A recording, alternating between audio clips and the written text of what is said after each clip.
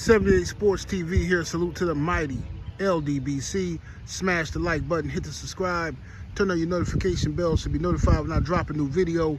And if you're digging the video, go ahead and share this joint.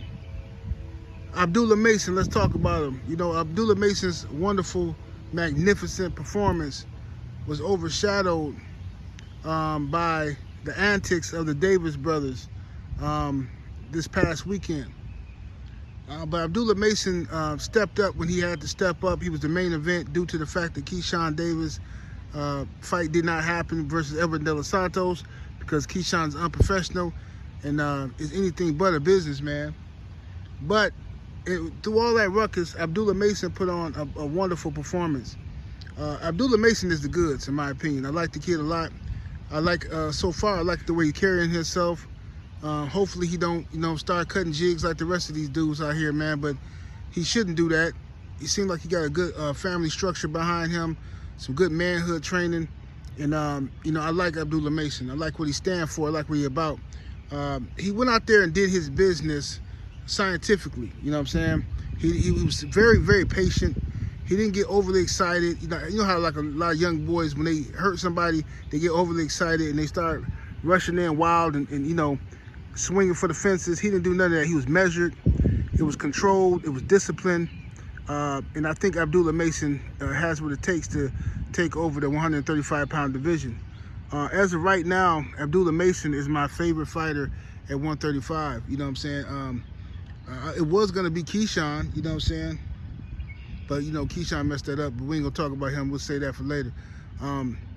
Abdullah Mason, his height, his build, his punching power, and he's already shown you his chin. He's gotten dropped early in his career. So we ain't got to worry about his chin. We already know he can be hurt. But I'm glad that all this stuff happened early in his career, so now that he can learn from it, he can make the proper adjustments, and he knows what he's capable. He knows his limitations and his capabilities. You know what I mean? But I want to see Abdullah take his time. Now that WBO title was vacant, I would love to see Abdullah fight for that vacant title, the WBO title at 135, and then let's see if he can get some of these other guys in the ring, you know what I mean, for some unification. I can see, and this is what I want to say too to Abdullah Mason and his family. Please don't start listening to Floyd Mayweather, man. When y'all get your belt, man, go for undisputed, man. Go for undisputed. Go for legacy. Don't listen to Floyd telling y'all, Floyd gives all these young fighters, black fighters, bad advice, man.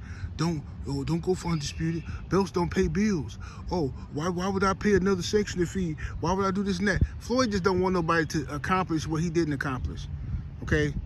Floyd talk all this stuff about belts don't mean nothing, and then the first thing he do when he defended his legacy is talk about how many champions he beat. So y'all gotta take that into consideration when you listen to Floyd Mayweather. You gotta take Floyd's advice with a grain of salt. You know what I mean?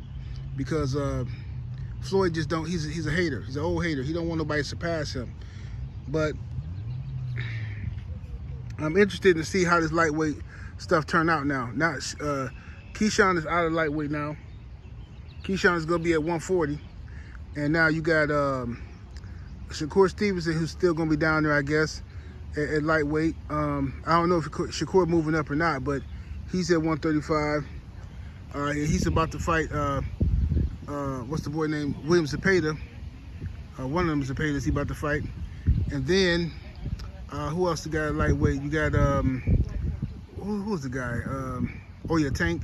You got Tank down there still. Tank, well, Tank don't really count because he not gonna fight nobody ever. No matter what you say, no matter how much money you put down, he's not gonna fight nobody that we want to see him fight. You know what I'm saying? So hopefully Tank just go ahead and either he beats Lamont Roach or he doesn't and just retire. Get out the way, man. Just get out the way. Free up the belts. Get out the way, man. I'm just tired of talking about Gervonta Tank Davis. I'm tired of Gervonta Tank Davis fans pretending like it don't matter what he does. We're gonna support him no matter what he does, and that's my boo thing type of. Bro, get out. This is boxing, fam. You know what I'm saying? And should nobody be made to feel like they're a hater because you want to see a boxer box? Like, this is crazy, bro. Like, come on, fam. You know what I'm saying? Like, this is, bro, in no other sport would this happen. In no other sport would somebody call you a hater and like, because you want to see the Indiana Pacers versus the Bucks. You want to see the Bucks versus the Lakers. The Lakers versus the New York Knicks. Nobody would ever say you a hater because of that. But only in the sport of boxing do you have man fans who try to protect these dudes like they did their daughters or something.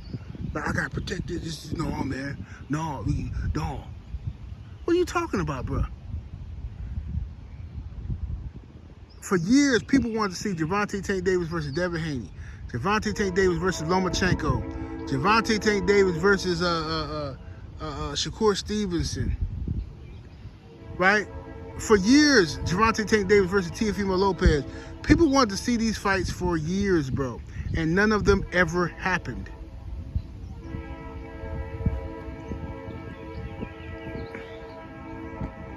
None of them ever happened. And somehow it's our fault because we asking for them. Somehow we haters, we ain't on code because we asking for a fighter to fight. I don't know what about y'all, but I'm not in the business of sitting back, helping somebody else get rich. And, you know, when I got kids and grandkids to feed, you know what I'm saying? I'm trying to get to my own bag. I ain't got to work. Listen, I want all these guys to be successful, but I'm not, my mission is not for Gervonta Tank Davis to be rich, and no matter what he do, I'm gonna go out there with my money in my hand to support him, like Martin Mama at the church. You know what I'm saying? I got a feeling everything gonna be all right. I said, I got a feeling. No, bro, that ain't me, fam. That ain't me, bro. I'm sorry, bro. I'm not doing that. It's not for to happen. That could be y'all. That's y'all business. You do what you want to do with your money, fam. But me, I'm a boxing fan. I was raised as a boxing fan, and I want to see boxers box. You dig? You know what I mean? My favorite fighter, all my favorite fighters throughout history have fought the people they're supposed to fight, or have tried to fight them. You know what I'm saying? Or tried to fight the people they're supposed to fight and got ducked or whatever. But, you know, I got no problem with, you know, y'all can say what y'all want to say about Deontay Wilder. I got zero problem with Deontay Wilder coming back right now fighting Alexander Usyk. Zero problem. I'm not telling you, oh no, don't do it. Don't do it, champ. Don't do it. No, champ, you don't got to do that. I got zero problem with Devin Haney fighting Shakur Stevenson or Tank Davis or Teofimo Lopez, anybody. I don't care. You know what I'm saying? Because he's a fighter, and I'm supporting him as a fighter, and I'm a fight fan. You dig? That's what we're supposed to be doing here. So hopefully Abdullah Mason is one of them ones, and he don't get sidetracked, and he don't let these weirdo fans start to you know, he don't let these weirdo fans start to get in his head, man. Because I'm gonna tell you something. No matter what this is my advice to Abdullah, bro. Please don't start cutting no jigs, bro. Don't go against none of these brothers, man. For the racist machine, bro. Because you see what happened to Keyshawn. That same racist machine that he was pouring gas into, that's the same machine that's running him over right now. You see what I'm saying? When Ryan Garcia was talking that racist stuff and cheating and all that, and Keyshawn was pandering to them racist fans against Devin Haney, now look at him. Now the whole world turned on him. Now he mad, crying, and what happened? Yeah, that's what happened, bruh. That's what happens. Same thing that happened to Shakur Stevenson. Shakur get in the ring after Devin Haney fight Lomachenko. I thought Loma won. What you think they gonna like you too, bro? What happened your next fight? They booing you, dragging you. The same racist machine you put that oil into, that gas into, is finna run you over. 70 Sports TV. Salute to the mighty LDBC. Smash that like button, share the video. Subscribe to the channel. I'm up out of here. Deuces.